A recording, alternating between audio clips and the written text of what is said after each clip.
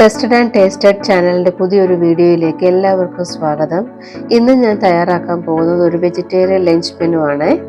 ഇതിൽ 3 കറികളാണ് ഞാൻ ഉൾപ്പെടുത്തിയിട്ടുള്ളത്. തേങ്ങ അരച്ച ഒരു കറിയും, തുവരപ്പരിപ്പ് വെച്ച് തയ്യാറാക്കിയിട്ടുള്ള പരിപ്പ് കറിയും, പിന്നെ സിമ്പിളായിട്ട് ഉണ്ടാക്കിയെടുക്കാൻ പറ്റുന്ന ഒരു തോരനും. ഇതെങ്ങനെ തയ്യാറാക്കാമെന്ന് നമുക്ക് നോക്കാം.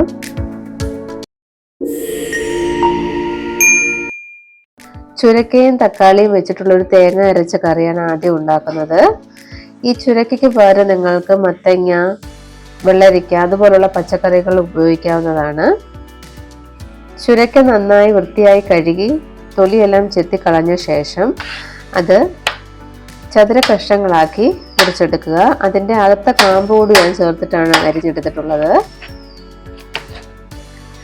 എന്നിട്ട് ഇതൊരു മൺപാത്രത്തിലേക്ക് മാറ്റാം. എന്നിട്ട് വേവുന്നതിന് ആവശ്യമായിട്ടുള്ള വെള്ളം ഒഴിച്ചു കൊടുക്കാം. ഒപ്പം 1/4 ടീസ്പൂൺ മഞ്ഞൾപ്പൊടി, 1/2 ടീസ്പൂൺ ഉപ്പ്, ഇതെല്ലാം ചേർത്ത് ഇതൊരു 1/4 ഭാഗമാവുന്നവരെ വേവിച്ച് എടുക്കാം.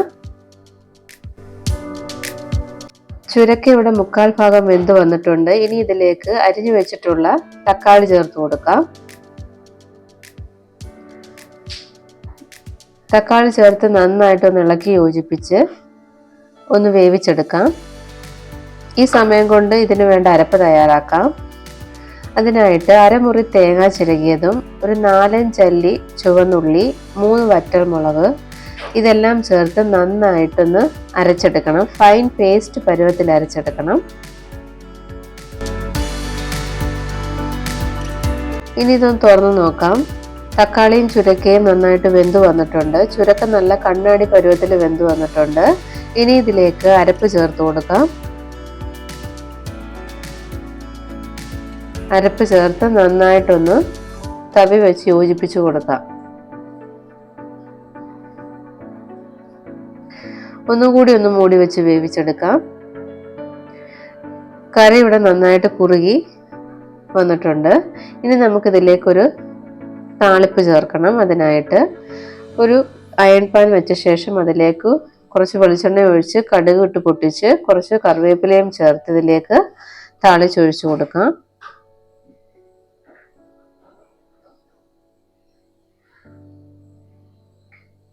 നമ്മുടെ കറി ഇവിടെ റെഡി ആയിട്ടുണ്ട്. ഇനി ഉണ്ടാക്കേണ്ടത് ഒരു പരിപ്പ് കറിയാണ്. തുവരപ്പരിപ്പ് വെച്ചിട്ടുള്ള ഒരു പരിപ്പ് കറിയാണ് ഉണ്ടാക്കുന്നത്.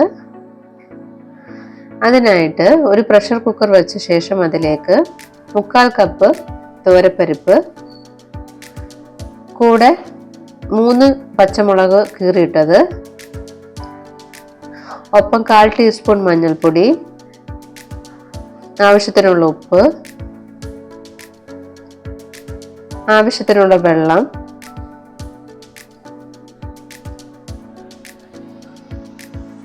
ഒന്ന് 2 ഡ്രോപ്സ് വെളിച്ചെണ്ണ, ഇതെല്ലാം ചേർത്തൊന്ന് വേവിച്ചെടുക്കാം. 3 വിസിൽ വരെ ഒന്ന് വേവിക്കാം.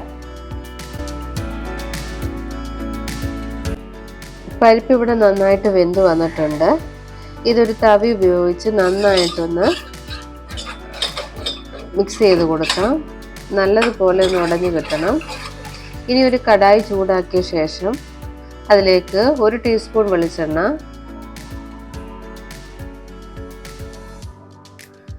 1 ടീസ്പൂൺ കടുക്,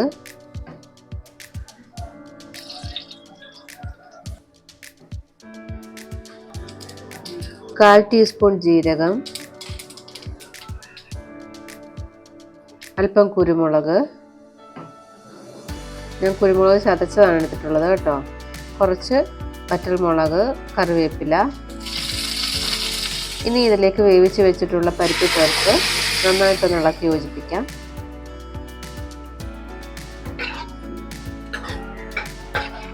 നമ്മുടെ പരിപ്പ് കറി ഇവിടെ റെഡി ആയിട്ടുണ്ട്.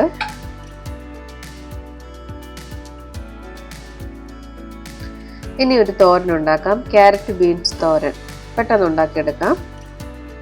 ഒരു കടായി ചൂടാക്കിയ ശേഷം അതിലേക്ക് 2 ടീസ്പൂൺ വെളിച്ചെണ്ണ ഒഴിച്ച് 1 ടീസ്പൂൺ കടുക് ഇടുക.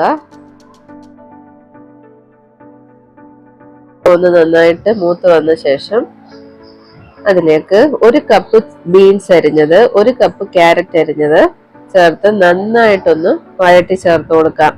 എണ്ണയ്ക്കകത്ത് കിടന്ന് നന്നായിട്ടൊന്ന് വഴറ്റിയെടുക്കണം. ഇത്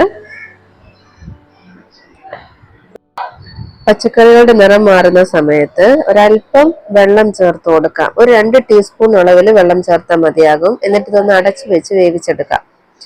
ഇതൊന്ന് തുറന്ന് നോക്കാം. ക്യാരറ്റും ബീൻസും ഒക്കെ നന്നായിട്ട് വെന്ത് വന്നിട്ടുണ്ട്. ഇത് നന്നായിട്ടൊന്ന് ഇളക്കി യോജിപ്പിച്ചെടുക്കാം. ഇനി ഇതിലേക്ക് ഒരു 2 ടേബിൾ സ്പൂൺ അളവിൽ തേങ്ങ ചിരകിയതും മഞ്ഞൾപ്പൊടിയും ചേർത്ത് കൈകൊണ്ട് നന്നായിട്ട് ഞെരടി ഇതിലേക്ക് യോജിപ്പിച്ച് കൊടുക്കാം. നന്നായിട്ടൊന്ന് ഇളക്കി ചേർക്കാം. ആവശ്യത്തിനുള്ള ഉപ്പ് കൂടി ചേർത്ത് കൊടുക്കാം. ഇനി ഇത് നന്നായിട്ടൊന്ന് ഇളക്കി ആ എണ്ണയ്ക്കകത്തിട്ട് തന്നെ ഒന്ന് വഴറ്റിയെടുക്കാം. ഇനി തട്ടിപ്പൊത്തി വെച്ചൊന്ന് മൂടി വേവിച്ചെടുക്കാം. ഒരു 2 സെക്കൻഡ് ഒന്ന് അടച്ചു വെച്ചിട്ട് വേവിച്ചെടുത്താൽ മതിയാവും. നമ്മുടെ ക്യാരറ്റ് തോരൻ ഇവിടെ റെഡി ആയിട്ടുണ്ട്.